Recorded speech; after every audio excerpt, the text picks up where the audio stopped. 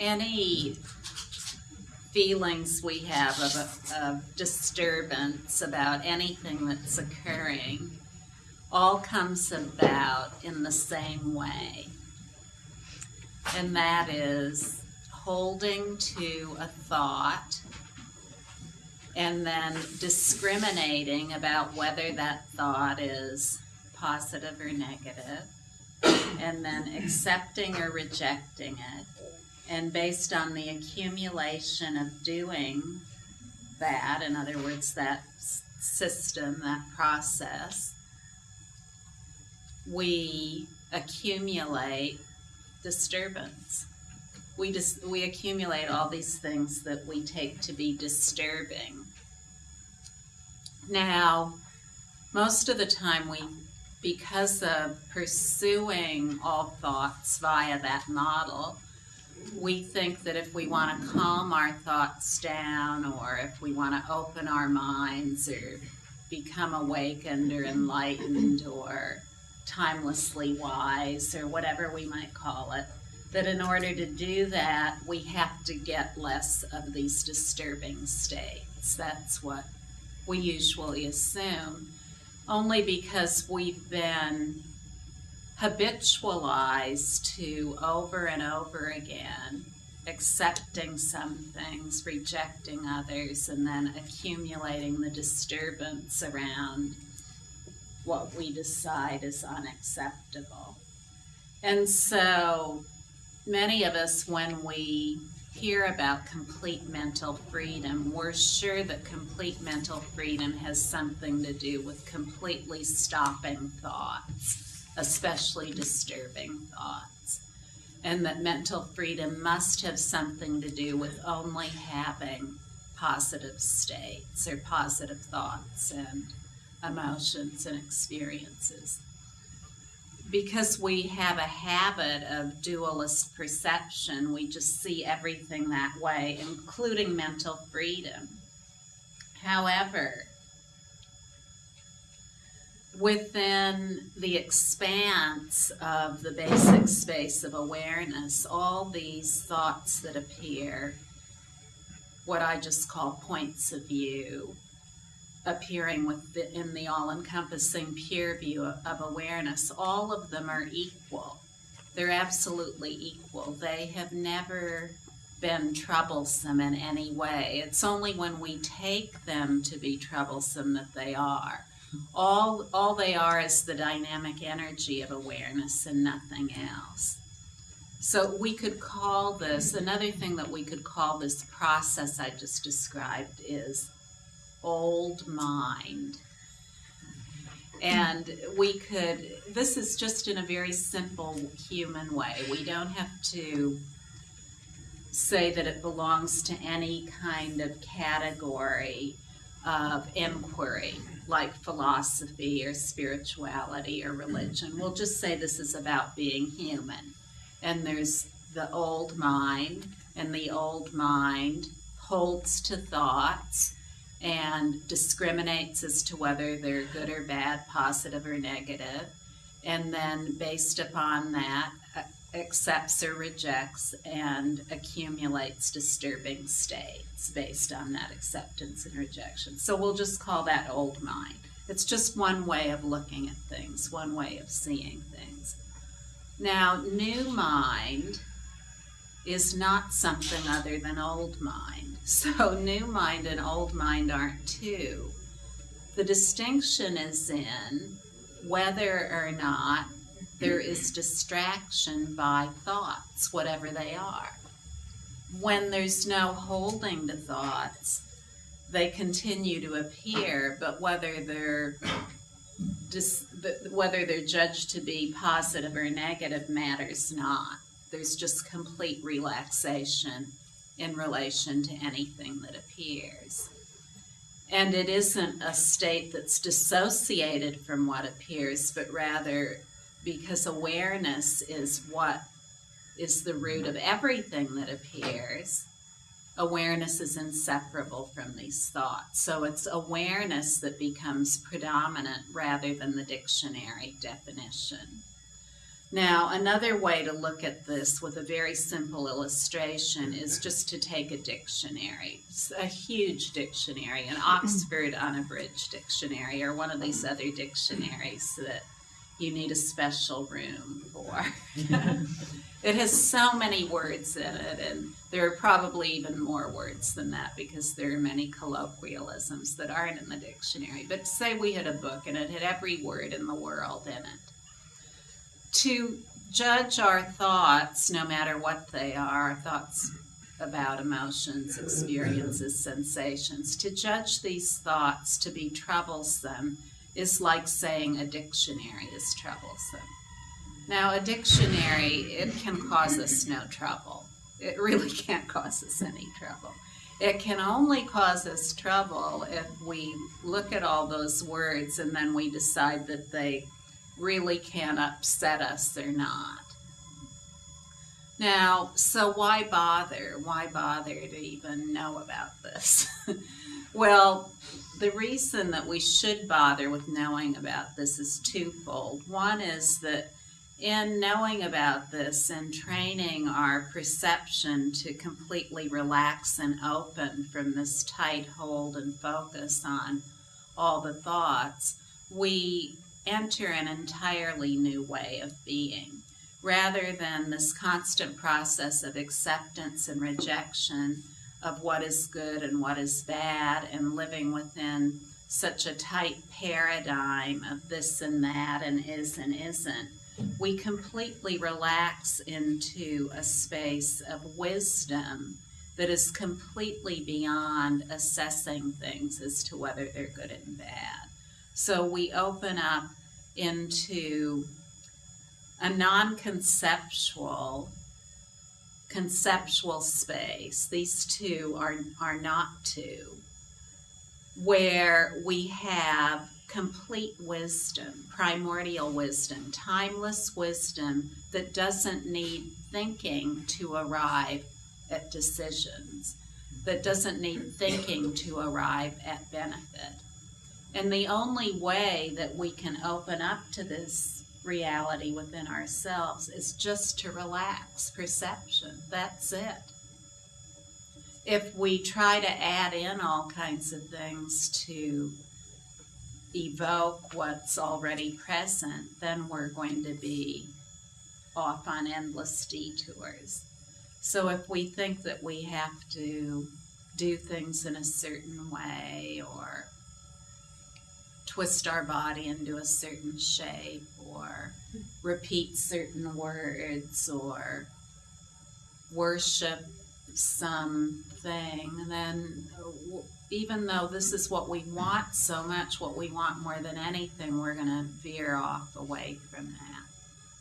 Now, when we relax into this openness of complete perceptual openness in all experience, what we experience is awareness that is the root of everything. We just simply relax, open up, and experience the awareness that is the root of everything. And that awareness is synonymous with wisdom and with love and with benefit and contentment and ease. There have always been human beings throughout human history who have known this about themselves and others. Yet at this time in human history, it's the first time where the very direct teachings that have only been available to very, very few in the past are for the first time available to everyone in the world. So this is the only distinction between now and what's always been. Within that distinction is that for the first time everyone in the world is connected and we all have a common language of understanding of being a global human culture to one degree or another. So the first time these teachings can be given in a language system that everyone understands. If I say awareness, then there's no human being anywhere who can say I'm not aware.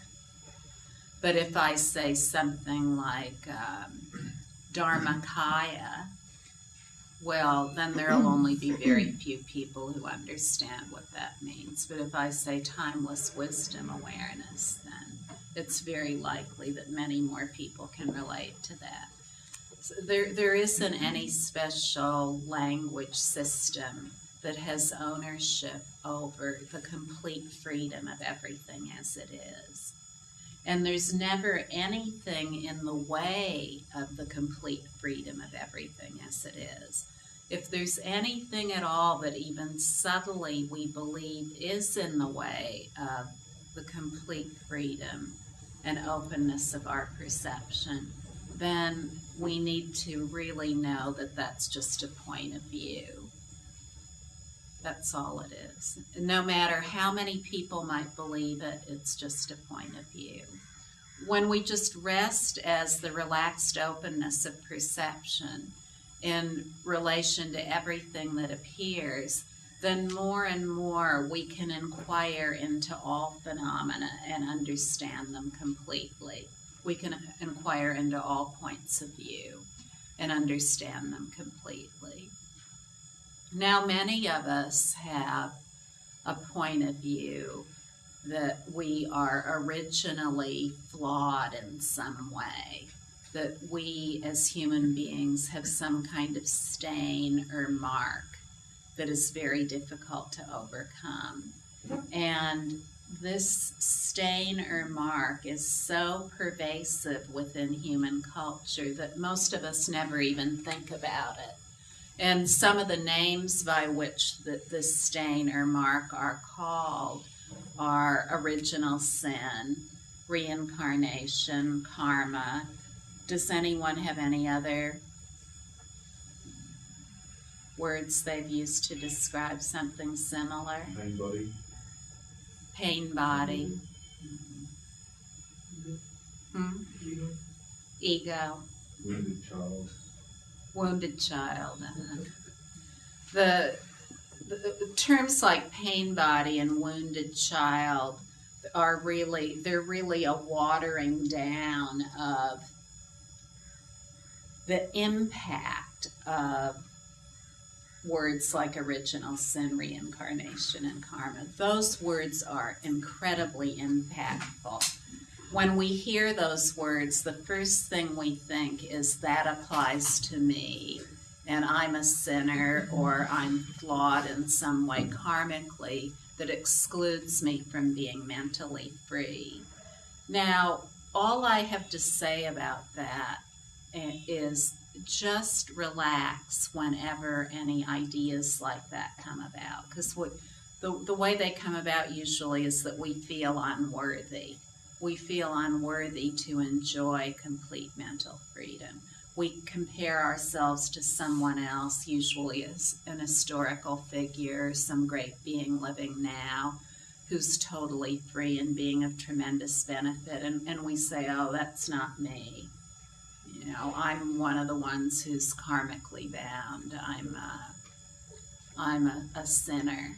I'm one of those that ate the apple and there's no turning back. And so, you know, we have this idea of falling out, but there's never anything separate from pure space. So what would fall from what? No matter what it is, it's a vivid appearance of completely empty, pure space. So when we relax, then all of these belief systems that have had a very profound impact on us and stir up all kinds of emotional states within us due to our acceptance of them and rejection of ourselves as originally pure, which is what we really are. When we just relax, we come to understand all these things just as they are, that they really are just points of view. For example, the doctrine of reincarnation and karma, what it states is that there is a continuum of mind. So a continuum of mind means that you have a mind and you're appearing in this form now. And then when this form no longer is, that mind will still be, and then it will reappear in another form. So now here's another way of looking at that using a contemporary illustration. That's like saying that you go to a web page and say the web page is on child pornography. Now, I know no one here would want to go to a web page like that, but even if you do, just rest. Just rest. And then say something happens, law enforcement swoops in and they remove that web page from the internet. It's no longer there, the site's not there, you can't find it anywhere.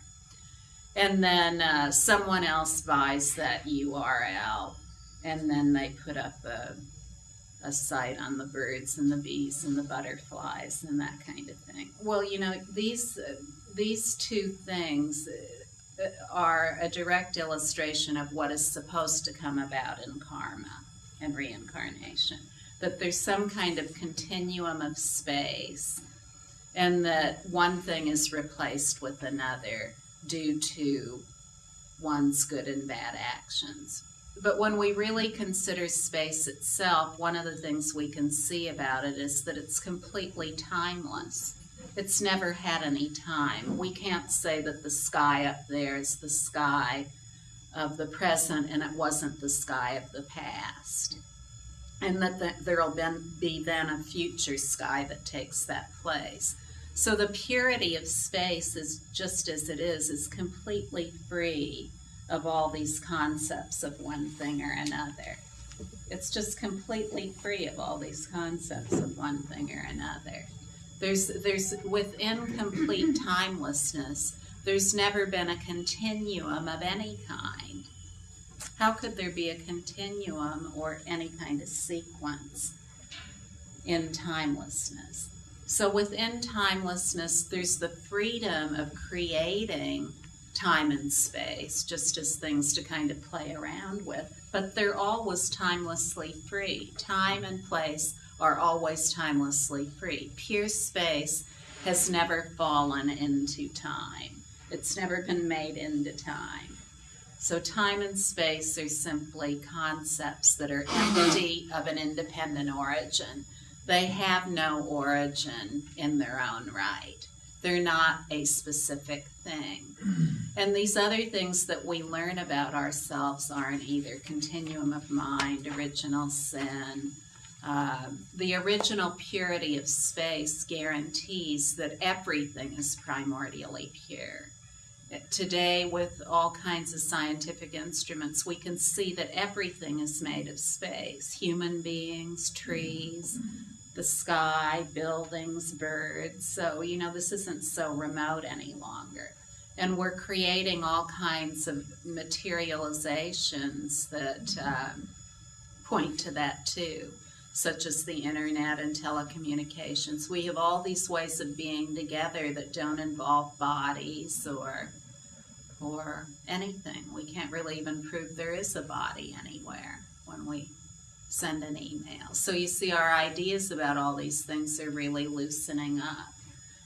Why is it important to relax into this greater wisdom of the new mind?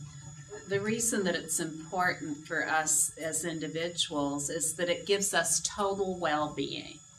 When we relax defining everything as something to accept or reject, we open up into a pure space of complete well-being at all times, no matter what thoughts and emotions there are, no matter what experiences there are. The essence of well-being is what is most obvious at all times. And that essence of well-being isn't seen as something apart from the thoughts, feelings, and experiences. The essence of well-being is seen as the basic space of those appearances, not something different. When we relax into that openness, we begin to tap into and draw on an essential wisdom that is completely beyond accepting and rejecting, beyond good and evil. A wisdom that is laser-like and can solve problems in really incredible ways. ways that are completely beyond the capacity of acceptance and rejection. From the clear, pure space of wisdom, solutions appear that aren't trapped in conventional designations.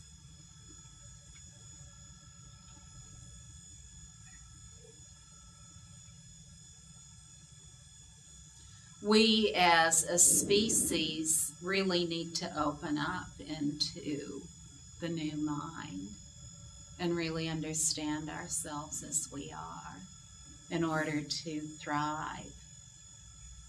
By the light, the clear light of the wisdom mind of potent benefit, we can solve the problems facing us as individuals and the problems facing our world.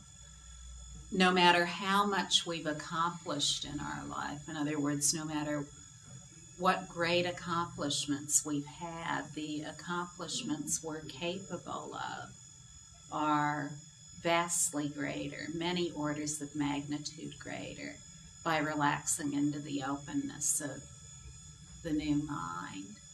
When we talk about something called a mind, we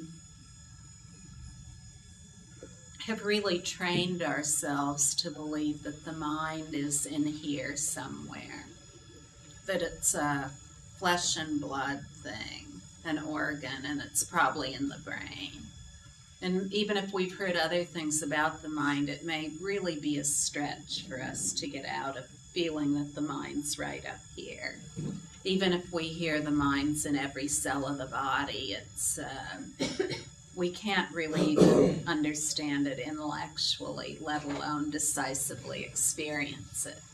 So, you know, when we begin to relax into the perceptual openness in all experience, what we begin to realize is that the mind isn't really located anywhere.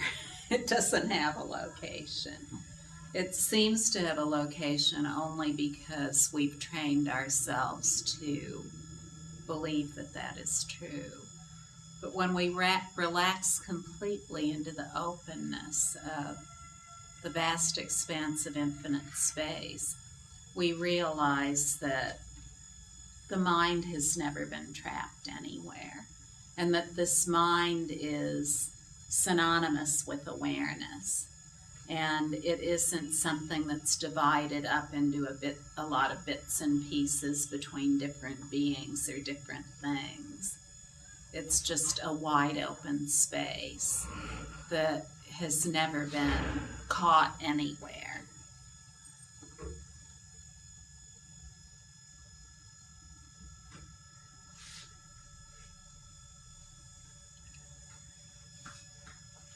Now, a lot of times we have all kinds of belief systems that we've trained ourselves in, whether they're religion or spirituality or thinking that we are trapped inside a body or whatever it is. Now, we don't really even have to think about any of those in order to come to completely understand them.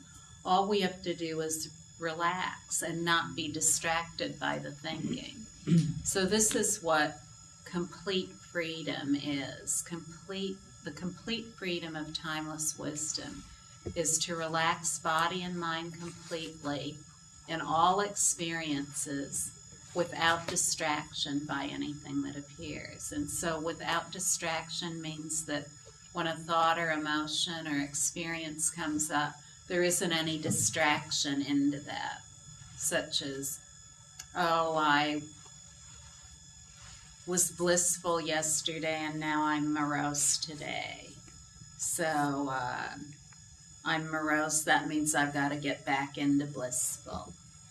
And I guess I'm morose today because I ate too much banoffee at the Tulsi, and now I have a sugar hangover. So this is the elaboration. It starts rolling out where one thing is accepted and another is rejected. cause or results are attributed to causes, and this is how the whole process of acceptance and rejection comes about. We could call it object-oriented programming. Does it have to? Pardon? Does it have to be related, or does one have to be conscious of thought? Like, for instance, I find that if I'm aware of thoughts, like you just mentioned, then the resting with them is effortless, because the nature of thought is very apparent.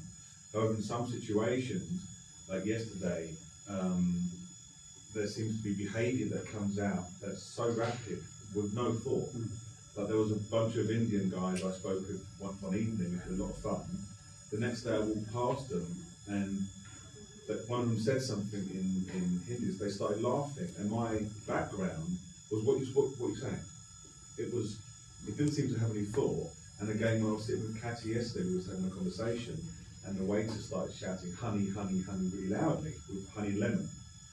My initial response was an aggressive turnaround, and then the rest came afterwards, and I just started saying darling, darling, darling back, and it was dissolved. However, I'm not aware of a thought that this person's annoying me, I'm going to respond. It seems to be some kind of automatic learned behaviour. Comments? Oh, that's making it a little too complicated. Just look at it in this way. Within the all-encompassing pure view of awareness, all points of view are completely unpredictable and not bound by time. Everything is simultaneously inherent. It has no sequence of time, so everything there is, every point of view there ever has been, is right now, and everything is contained in everything. So whatever the points of view are, they're completely unpredictable. They're not related to any cause-based origin.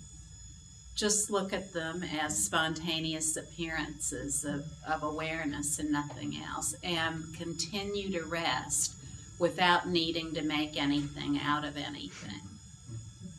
That's what the experience is as rest. I was kind of more curious to what you said earlier. But yeah, so those things do just dissolve in that themselves. And the kind of coarse conduct a lot of times just irons out in and of itself. Yeah. The edge to everything softens.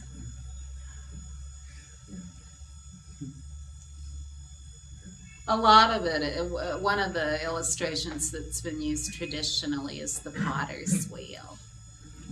That if you're making a pot and you're pumping the pedal on the potter's wheel, and the wheel turns round and round and round, and when you take your foot off the pedal and stop pumping it, the wheel keeps going round and round and round for a while until it stops. One of the terms that we use in the Great Freedom Teaching to describe that is just this mechanical regeneration, whatever it is. There's no reason to try to figure it out. Just relax. If we try to figure it out or describe what's happening to us, then we're off in an elaboration about that.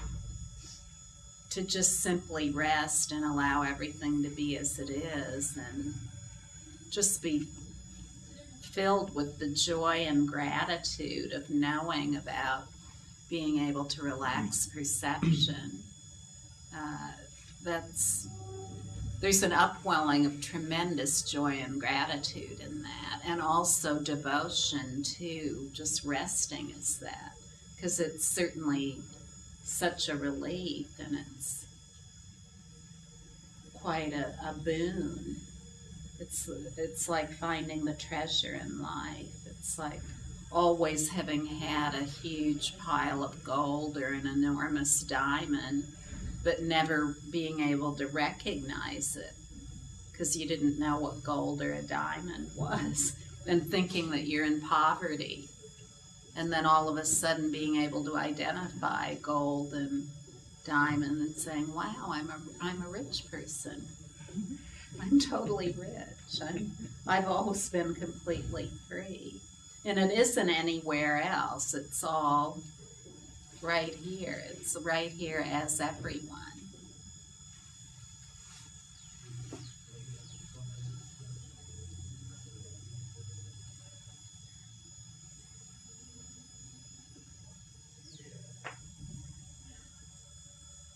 Any other questions? Do you have any questions, Anil? Today you have tested all beliefs of Hindu religion, so very difficult to digest. We say, not because the words were not clear, that is not the case, but I think it takes time to shake up from that inertia of old beliefs. Yes. So it looks like the reincarnation, you are shaking that the strongest pillar of Hindu religion. And let us take whatever the perceptions are as a relative thing. There is an absolute reality, everything is pure space, you call it awareness, whatever it is. But on a day-to-day basis, this is Anil and you are the great teacher here, right? That is why you are sitting there and I am sitting here. So there is a distinction at some level of relativity of reality. So looking at that level of reality which we face on a day-to-day basis, then there is somebody being born as Anil and somebody being born as teacher or is whatever. Very difficult for a Hindu to call a person like you with first name.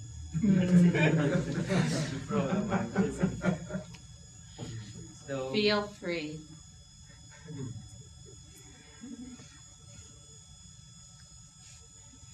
So looking at that level means someone is born with a certain degree of intelligence. Somebody is born rich, somebody is born poor. There must be some reason for that. And the reason for that is given as karmas of the previous births. How can we deny that?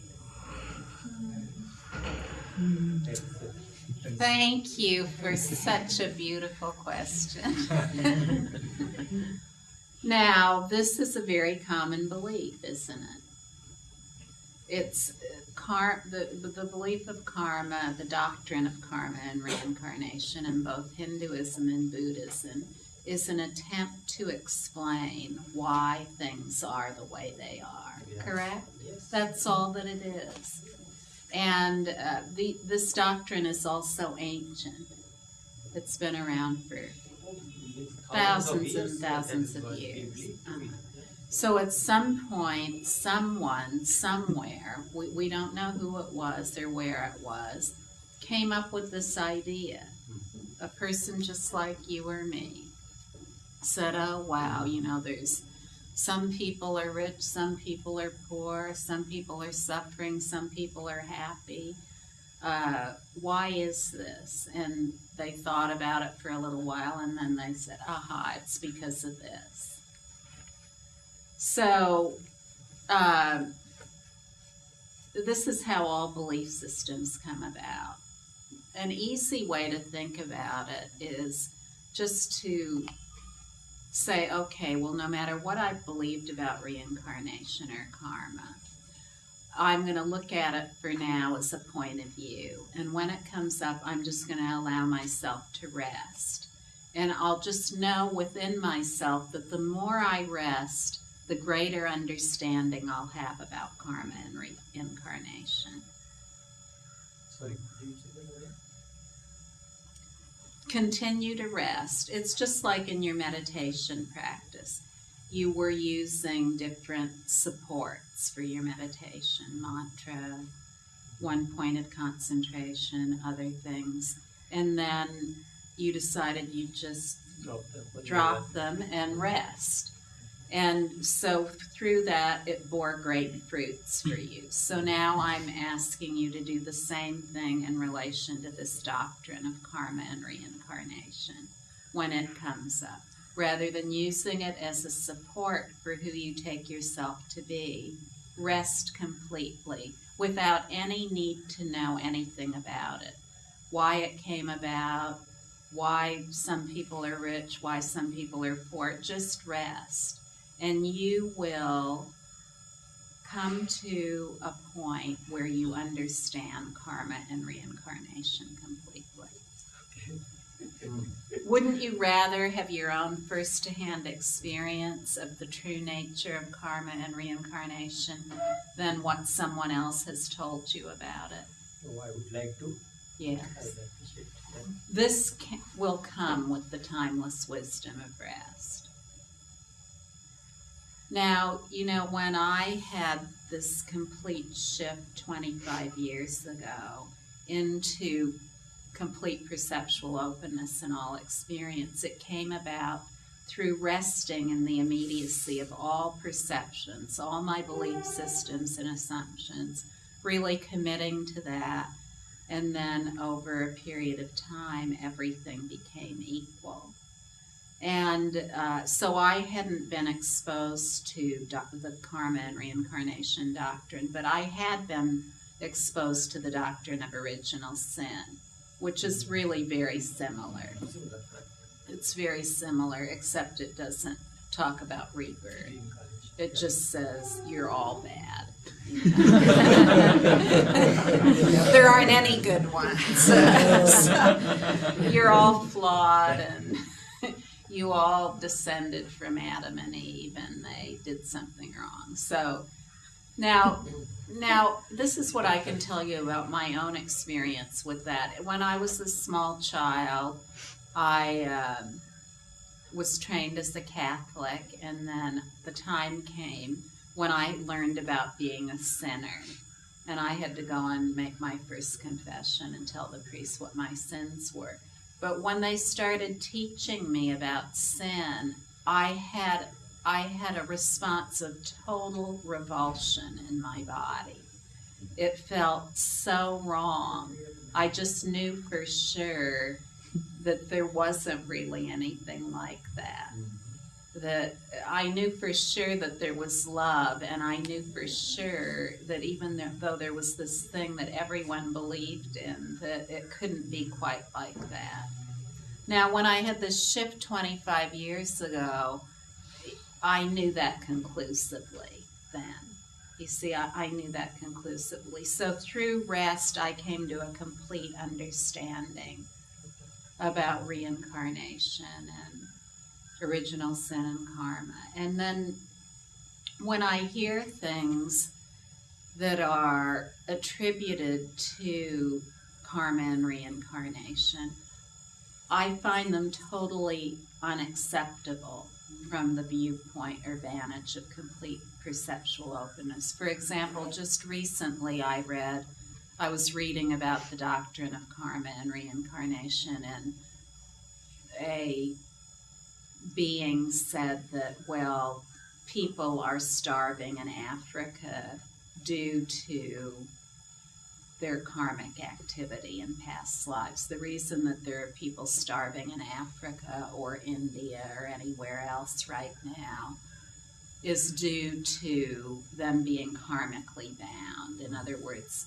in another life they committed certain actions and their punishment for that is to be starving now. Well, my direct and decisive experience of living is something completely different than that. My first-hand experience. So, I find that unacceptable. Even with an inquiring mind based on points of view, we can look into the resources of the world and we can see that there's plenty of food for everyone to eat. Now, when we attribute things to doctrines like karma and reincarnation, what we're really doing is taking a point of view and we're dressing it up as a religious truth that lets us let go of responsibility for taking care of these people. That's what happens. So we abdicate responsibility in a way. Even with doctrines of compassion, cultivating compassion and things like that, we've never been able to cultivate enough compassion to feed the hungry people in India and Africa and elsewhere. So we have 85% of the world's people who don't have enough food to eat. What I'm saying is that we haven't been able to solve any of these problems with all our points of view about original sin, good and evil, reincarnation, karma, whatever they might be. But when we relax into the complete openness of timeless wisdom, we see a whole new way of being that's never existed. So I'm just suggesting to you to relax completely. And through that, you will have complete understanding of the true nature of all phenomena. Would you like another example? No, I think that is good enough. If you can give me, because the roots of this is too strong within me. It's very strong. Very, very strong. And what do you? You are shaking it, the very foundation of. The shaking is being felt not just within, outside. I can see that. Well, let's take it. Let's look at it from one more angle that's related to your own tradition, and that is that what I am teaching here isn't something that popped up in California. What is being taught here is absolutely timeless, and these teachings actually originated here.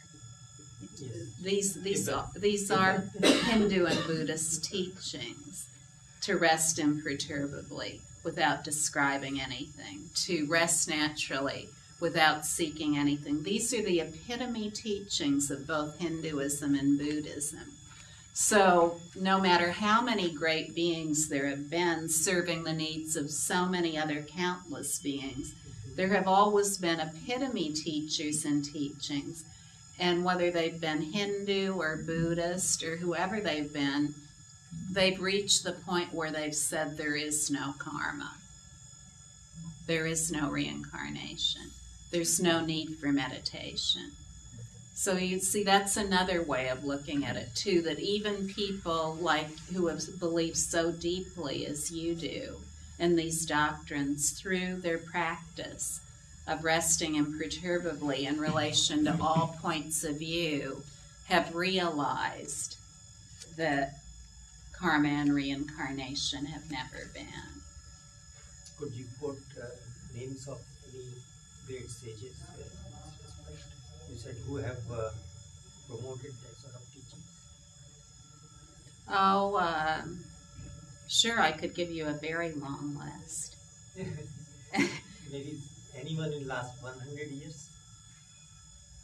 I can give you the name of all of the tradition of Nisarga Yoga, like Nisargadatta Maharaj, and some of these other teachers have arrived at that point where they've said there is no reincarnation or karma. But many of these teachings, as you probably know, Hinduism was very popular in Vedanta in India for thousands of years, and then Buddha was born, and then Buddhism swept all over India, and then most of India became Buddhist. But then Adi Shankara was born, and then it shifted again back to Hinduism. He said, what Buddhism is teaching, that's really Vedanta. So let's re-enliven our roots of Vedanta. So then that was re-enlivened, and Buddhism left India and went to other places like Tibet, Nepal, all throughout Asia. And so many of these epitome teachings at that time left India, and they went to other places, but they were still Indian. But throughout all of time, from the greatest masters who ever lived, who taught these kinds of things, like Garib Dorje and Padmasambhava, and on up to the present, a long lineage, like a chain of golden mountains. All of these people started out with the belief in reincarnation and karma, but they ended up saying, there is no need for solitude, there is no need for meditation. That's right. Karma and reincarnation have never been, even though with some of them, they believed it so deeply. In one case, one person wrote 200 books about these things. But then in the end, he wrote a couple books and said, well, karma and reincarnation, they're just phenomena. They're points of view, just like any other point of view. And I've arrived at that by resting imperturbably in relation to all phenomena, as all phenomena. So no matter what happens, enjoy complete perceptual openness in all experience, no matter what it's named or called. You see, the moment you say there is something like reincarnation and karma, dualist thinking, immediately. So you see, many non-dual teachings have so many trappings of dualist language that there's no way to ever arrive at non-duality through them. So this is why I suggest only to enjoy complete perceptual openness in all experience. We need, as human beings today, to find out who we really are through our own first-hand experience, not based on the experience of others. And you know this already. You've had so much experience of this in your own life with the scientific advances you've participated in and continue to make. You know that those did not come from holding on to conventional ways of thinking about things at all. They've come about through completely setting all those aside. So you see, you're already skilled and experienced at this. Now you just need to apply those skillful means to other things that you've learned. Rest openly.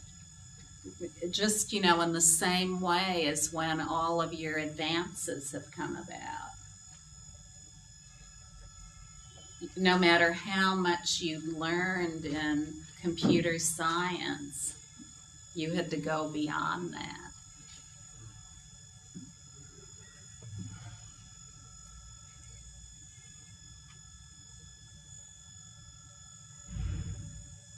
Idol worship and worshipping a picture or any symbol which are there in most of the religions. I don't think there is any religion which doesn't have that. Hindus, it is very popular.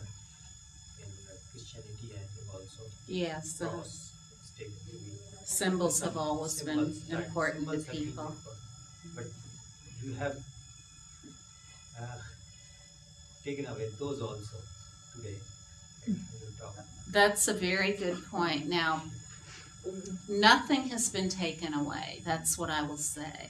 Nothing has been taken away. But rather than symbols that are very difficult for people to relate to today, because my interest is in all human beings together as a global human culture, rather than any particular cultural belief. So everyone coming together in a common belief about who we are. So in the Great Freedom Teaching, we do use symbols, but there's symbols everyone can relate to. So in the Great Freedom Teaching, the ultimate or supreme symbol we use is space. It's space. So if we look at any deity, picture of a deity or an idol or whatever it is, what is it comprised of really? Okay, that's fine. It is space, but Yeah. Okay, it is being taken as a representative of that pure space. Yes. Right? The mind, it is very difficult for mind to visualize pure space, and to substitute that or to make it easy for the mind, some picture is taken, and we worship that. But in heart, we must know that it is representing that absolute reality. Mhm. Is there anything wrong in that? As long as you're resting and not making anything out of it. Now, here we go with that point of view. Okay. And we see, what's most important about any of these points of view that are supposed to lead to the absolute, what's most important about those points of view is whether or not they really lead there. So, Yes. right? Yes. So then we have to use some good business sense when it comes to examining these different approaches. And then we have to say, well, I want this more than anything. So what does that mean? That means I'm going to adopt a method or approach that has worked for the most people. That would be good business sense. Now, many of these things, they haven't worked. Or if they do work, they work for exceedingly few people. More and more, the complete freedom of mind has become totally marginalized. It's a marginalized activity of very, very few. And of all institutions on earth, it's the most gender biased. Yeah, we would have to admit that if we look at it even through fundamental, simple, elementary inquiry. So what we see is, that there's something here that isn't working. What's being promised isn't being delivered. So today we have enough information about this matter that we can look at all the different approaches and we can say, well, what has worked? And when we look at what has worked, then we find that it's resting imperturbably. This has worked for more people throughout human history than any other practice. In fact, those who have realized the timeless wisdom of everything as it is, if totaled together from all other approaches, would be only a fraction of those who achieved the result through resting imperturbably. Now, just within the last 50 years, with one teacher who died at the end of the 1950s, over 100,000 people realized the true nature of their being through just this practice. So, we can't argue with those results. Where else do we see 100,000 people who... You are referring to 100,000 figure in Tibet? Pardon? You are referring to this figure of 100,000 in Tibet? In Tibet and Bhutan and Nepal, where this teacher taught. Now, this is so easy, but reality is reality. It's right here. It's not somewhere else. It isn't something totally inaccessible that it's really difficult to get to.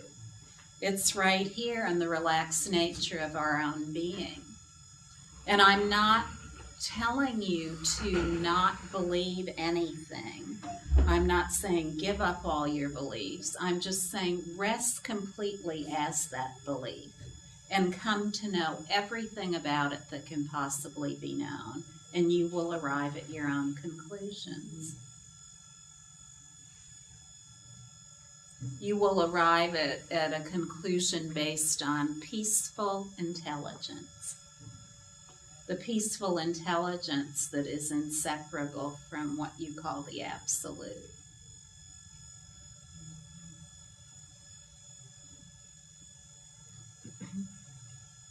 Is that something you can do? Yeah.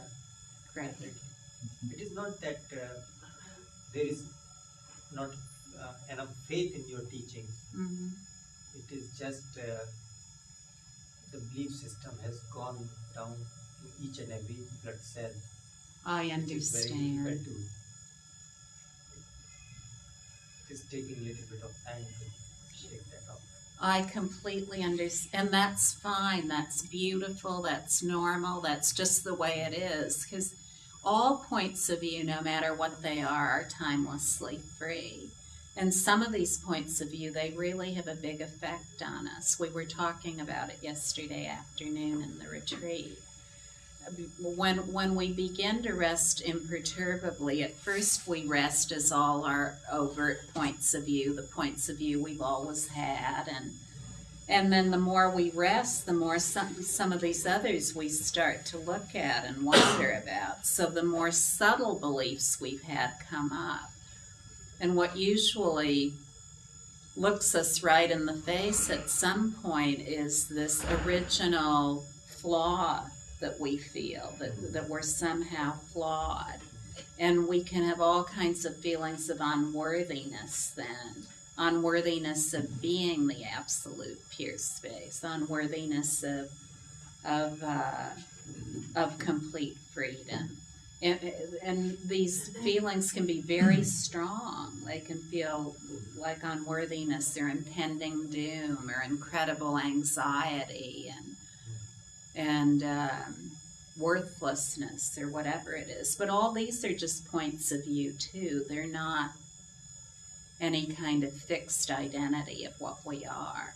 So rather than not expecting to have those feelings, expect to have them. That's realistic. Expect that they will occur. These subtle points of view will occur. This is stated in all our teachings, but when people start to really face these, sometimes they say, oh, what to do? I didn't know this would happen. However, it states in the teaching that it's important to know this will happen. It definitely will happen. And there's plenty of support available for you when it does occur.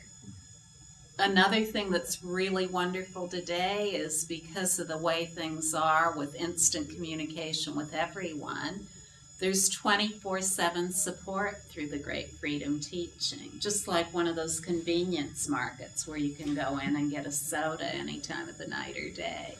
There's always support available.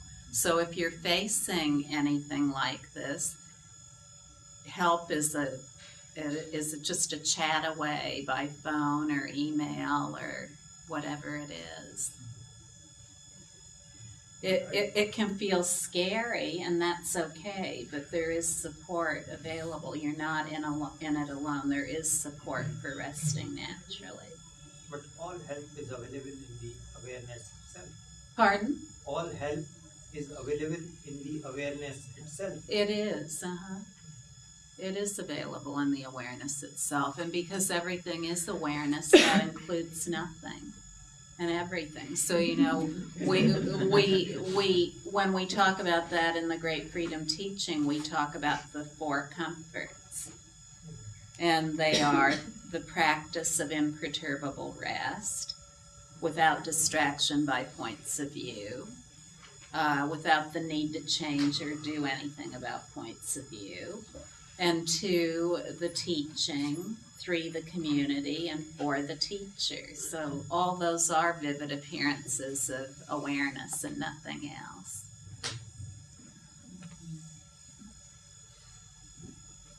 If we want to face these things on our own, we can, but it's going to be kind of like trying to climb out Mount Everest without a guide. That's not something we'd want to do. That would be foolhardy. When there are people available who have already resolved these scary points of view that come up, why not ask them how they did it? Yeah. That's all the teacher and the community and the teaching are. They're warm-hearted friends.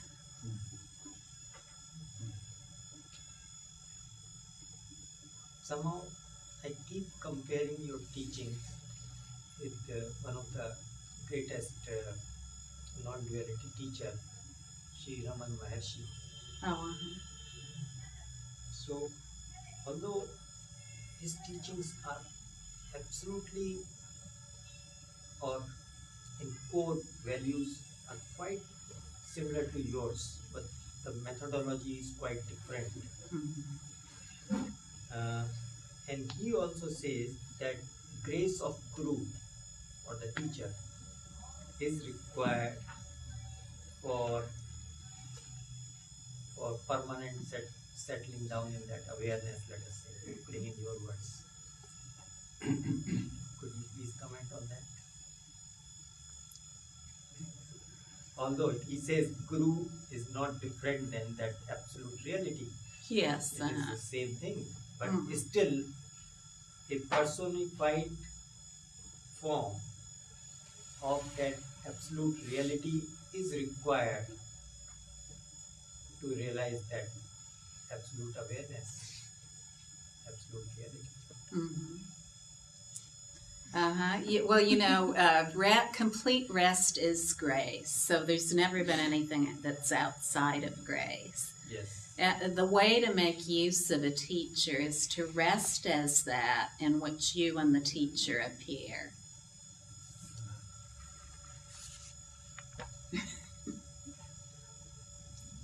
Then you as a teacher appear. Rest as that in which you and the teacher appear.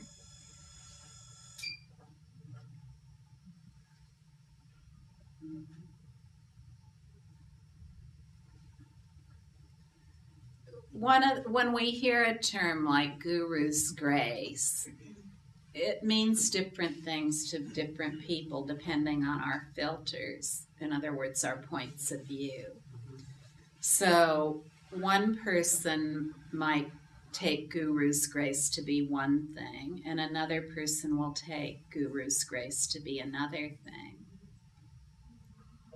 And all these will be things that are thought about. So we're thinking about what Guru's grace is and how it's happening. How's this mysterious thing of Guru's grace happening? What's most important about Guru's grace is to get a first-hand experience in our own body of what Guru's grace is. And what Guru's grace is complete rest. Guru means dispeller of darkness. When we rest, we're in grace, and everything is grace, no matter what it is.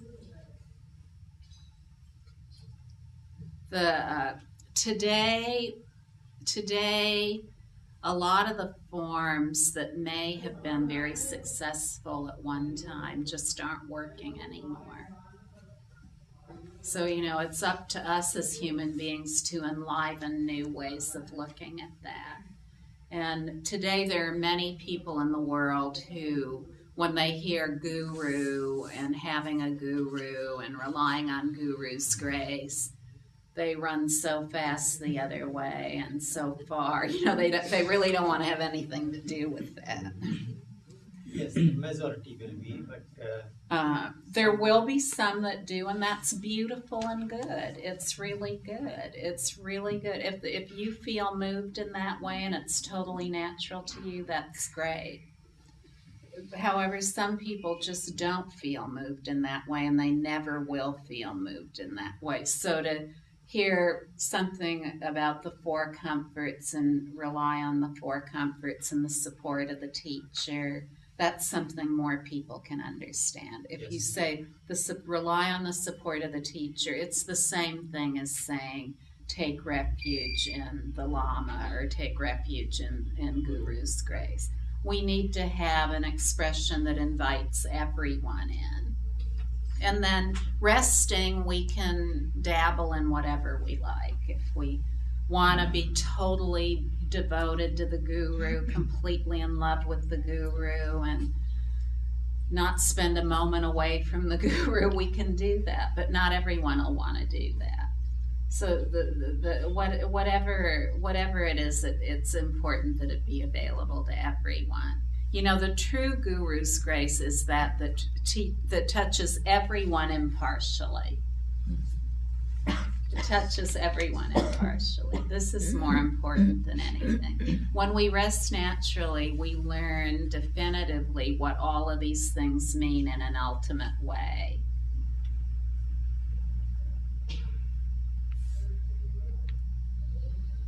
The comparison is being made only for having or developing the understanding. It is not for any other reason. Please don't take it. You are just so respectful and lovely, Anil. I completely understand where you're coming from. And it is extremely important to ask all these questions and to clear up all doubts. You see, in resting imperturbably, nothing needs to change. There are quite a few people sitting in this room who live in an ashram or in different ashrams. And the Great Freedom Teaching has people involved who are involved in all kinds of different practices, but they're all resting imperturbably no matter what they're doing. That's their primary practice. And this really is the primary practice of all non-dual teachings. The only way to arrive at the non-dual expanse and really open to that as a decisive experience in one's own life is to rest as the equalness of everything. Rest is the absolute equalness of everything. To see the absolute guru, to see the face of the absolute lama, is to see everything as the guru, everything as the lama. When we rest, we understand all of these ancient terms completely. You don't have to give up any of your ways that you love to be. Just rest and you'll understand the ultimate nature of everything, no matter what it is. In some sense, they have to go away, and I feel it is good that they are going away one by one. So I don't see anything wrong in giving up them, but I'm not forcing myself to give up them. Sure, no It's need coming to. automatically. Yeah, exactly. Oh, wow. That's the way it comes about. That's the way rest is. It isn't clobbering things over the head with the sledgehammer of intellectual scrutiny. Resting in the complete ease of being, of everything as it is, and all opens up into pure space.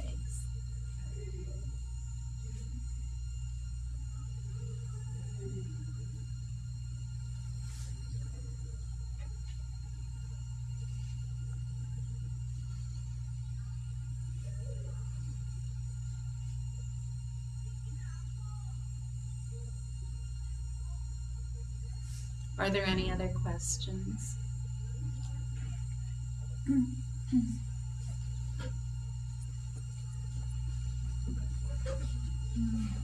First, I want to say that I have this feeling resting. It's funny to say. I can't wait to live my life. Everything, even the hard things or hard things. My question is about that points of view are not predictable, but yet in certain circumstances I can predict of certain points of view repeat coming. Anat has different points of view that keep arising than Shasad, for example, all those things. And yeah. And what is an example of that for you? Mm. What kind of points of view keep coming up? Doubts about resting, for example, and that's about, okay. Many points of view arise for many people, but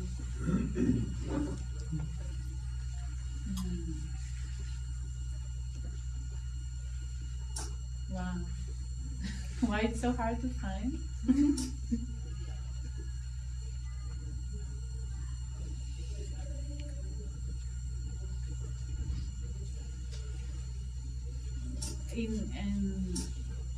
In conversation, English conversation, point of view of I don't know to speak English arise, and then I really cannot speak English. I start to do that, for example.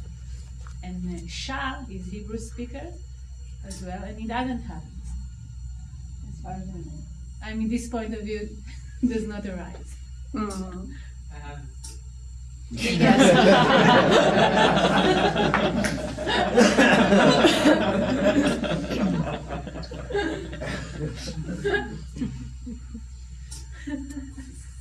Whatever it is, don't get distracted by it. That's the key point. If the point of view comes up, oh, I don't know how to speak English well enough, and then you go off on a story about that, elaborating it, fabricating other points of view associated with that point of view, that's to be distracted. To say, oh, I'm not a very good English speaker, oh, I guess I better be quiet, or I'll say it the wrong way, or what are they thinking of me? That's elaboration, you see, to take that original point of view and be distracted by it. Rest in the immediacy of the perception of the point of view. And as you do so, it vanishes naturally without a trace. Yeah, I know it by experience. Yeah. Short moments repeated many times, completely uncontrived, become automatic.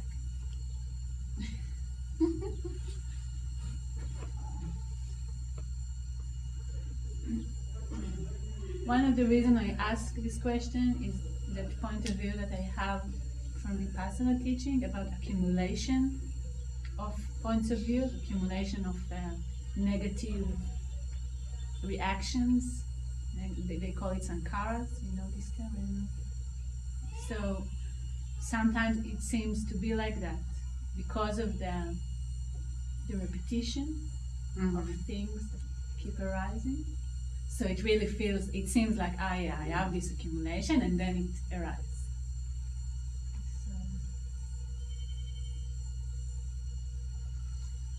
So. When all the doctrines and dogmas and whatever they are, descriptions appear, just rest completely. Who we are, it's totally simple. All-encompassing pure view of awareness containing all points of view, period. There isn't a special entity called a somebody who's a special storehouse of points of view.